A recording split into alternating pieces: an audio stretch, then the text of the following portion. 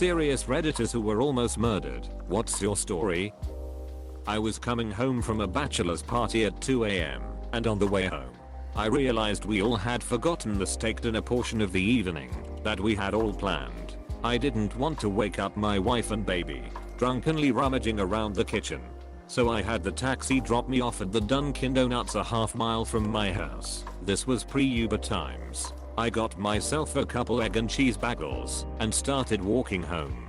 Now, I made sure to take the quieter neighborhood street rather than the busier street in order to make sure to avoid potential drunk drivers. However, about a block into the neighborhood, I see a pair of dudes coming my way down the sidewalk. I consider crossing the street, but realize how insulting that would be to the two men clearly just walking home from a fun evening just like me. When they are a few feet away, I give them a "how you doing" nod, and they returned it with their own.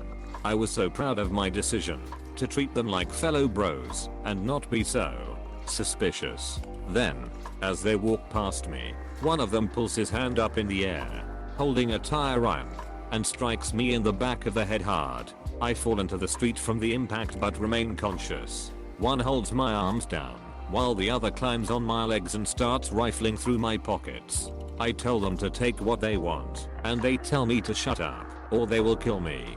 Then they ask me where my wallet is, and when I tell them which pocket it is in, they tell me to shut up, or they will kill me. They took my wallet, phone and watch, and then kicked a few more times in the head, but then took off. I was bleeding and super concussed, and without a phone at 2:30 a.m. and there was no way I could make it home on my own. I saw a house nearby where the flickering light of a TV could be seen in an upstairs bedroom. I crawled over to the house and pulled myself up onto the porch and leaned against the door and knocked and hollered for help. The homie owner was rightfully scared and didn't want to open the door at that hour for a stranger who wouldn't even stand up to be seen through his front door's viewfinder. I was feeling very faint at this point and was covered in blood from the head wound, but convinced him to call 911 and get an ambulance. I also asked if he could call my wife. At that point he seemed to feel more confident that I was not trying to trick him, and he offered me a cordless phone through a chained door. He said he wanted to help, but I needed to stay out on the porch because he had just redone his floors and I was bleeding way too much. When the EMTs arrived, they decide they should take me to the better hospital instead of the one a few blocks away, but the route to the other hospital required several blocks of driving on cobblestones, an experience I would not recommend to any concussed individual strapped to a gurney in the back of an ambulance. I needed 24 staples in my head and the doctors all told me I was lucky to have survived such a massive blow to the head with a blunt object. But the sad part, I never actually got my egg and cheese bagels. This is why your own self-preservation and safety is far more important than hurting some people's feelings. As a woman, this is something I always have to explain to men when it comes to walking home alone or the like. My safety is more important than hurting some guy's feelings. I'd much rather cross the street to avoid someone than worry about hurting their feelings. Best case scenario, they're a bit offended/hurt. Worst case scenario, I end up attacked or worse. I'm sorry this happened to you. Oh definitely. I replayed the events in my head so many times, thinking of all the different what ifs. With covered now, it's kinda funny. I now cross the street whenever anyone is walking my way, and though it's simply out of courtesy, I don't think twice about it. When I was young, maybe 4 or 5 years old, my family lived in a small town of about 1,200 people. It was mostly a farming town. My dad was the manager of the only bank in town. A farmer missed some payments on a loan, so the bank foreclosed and took his farm. This farmer apparently blamed my father personally, so he went to the bank with a rifle and threatened my father. My father talked to him. Cops were called, and the farmer was arrested and arraigned. Bail was posted for the farmer, so he was released from jail. A few days later, my family was eating dinner and we heard a truck pull up and park in front of our house. It was a really quiet street in a small town, so my father went to the front window to see who pulled up. It was the farmer, and this time he had a shotgun. He walked right up to the front door and knocked, and my family busted ass out of the back door and ran to a neighbor's house. Our front door was unlocked, so he could have opened it and blasted us all. But I guess he didn't think to check it. Cops were again called, and the farmer was arrested. My family spent the next week or so in a hotel a few towns away until it was assured that the farmer would be in jail without the possibility of bail. Damn. It's lucky he didn't check the door. I always thought people in towns like that didn't lock their doors anyway. Glad y'all got away. I was a freshman in college and, in my first semester, pledged to fraternity. One night, I was assigned to work the door at a party, which was not uncommon.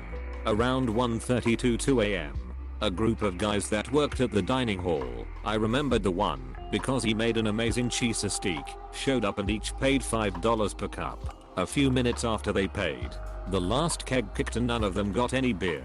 As soon as they told me that the kegs just kicked, I started counting out cash to pay them back for the cups that they bought. Before I could get them their money back, one of my drunk pledge brothers decided to physically force them out the door while yelling / shit talking them. As soon as I could calm my buddy down, I went outside to give them their cash back, only to be met with a big surprise. When I made it down the back steps, Cheese Steak guy aggressively steps forward and says y'all made a big ducking mistake. Him strapped as a mother ducker, pulls a handgun out of his waistband and points it directly between my eyes. In that moment, it was remarkable that 18-year-old me didn't shit his pants immediately. A few of the older guys in the house stepped outside and were able to talk the guy down without incident. But it felt like I had that gun pointed between my eyes for an eternity. Long story short, I was incredibly lucky that I didn't get shot that night. Needless to say, I went without cheese steaks for a few semesters after that night. Seriously thinking of straight out murdering someone over $5? The duck. Cheese steak dude. I got shot twice in the back while working in Africa. I'll condense the story as much as possible. There's a whole prelude to it that explains the why, but that's actually really hard for me to talk about. I flew helicopters in Africa for almost 6 years, mainly for small, frontline NGOs serving rural populations in Kenya, Tanzania, Uganda, etc. Most of the work centered around OB/gyn care /HIT /AIDS treatment /prevention /infectious disease treatment /vaccination.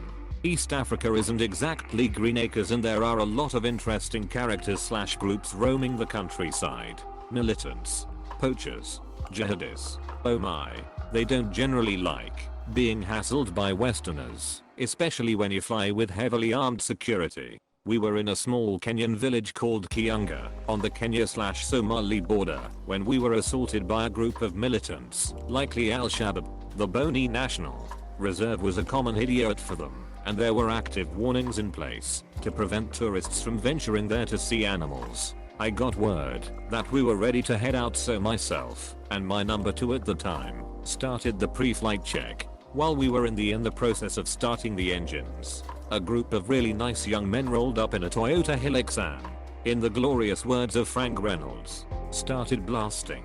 2 rounds pierced the panel directly behind the cockpit of the Bell 412 we were flying that day and fragmented. 2 of the larger fragments blew through the back of the seat I was in, and the rest is history. Our security detail, to their immense credit, did exactly what they were paid exceptionally well to do, and those fine young men in that Hilux had a very bad day. The lead doc and one of the nurses yanked me out of the seat and stabilized me as best they could in the back. That meant a spritz of some serious pain meds, atomized fentanyl and ketamine right up the nose for the win. Closed bracket comma, a clotting agent, Celux, and some serious pressure in the form of a German doctor named Fritz kneeling on my back.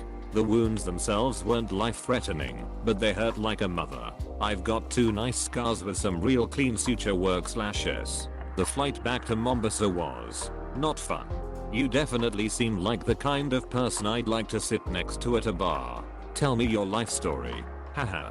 Ha. Where do I start? I've packed a lot of weird stuff into 40 years on this little rock. This is my aunt's story, but it's too good to not share. My aunt was almost killed by the famous serial killer Michael Swango, the killer doctor. She worked as a unit secretary at the ward he worked in regularly, and they knew each other well. Part of his routine was poisoning people he worked with, and he admitted after he was caught, he was planning on killing her, but his coworkers got suspicious of him and he left town before he had the chance. I was working at a gas station. It was at night and slow, so I was sitting in the office watching TV. All of a sudden, one guy comes in behind me, another guy comes in front of me. Guy in front says, "Don't get up." I give him the wad of cash from my breast pocket and then the money from my front pocket. They rush out back into the darkness. I stay put, just like the guy said. Then I call the owner. A car pulls up to get gas. I tell them they need to pay by credit card or exact change because I just got robbed. Then I reach up to touch my neck.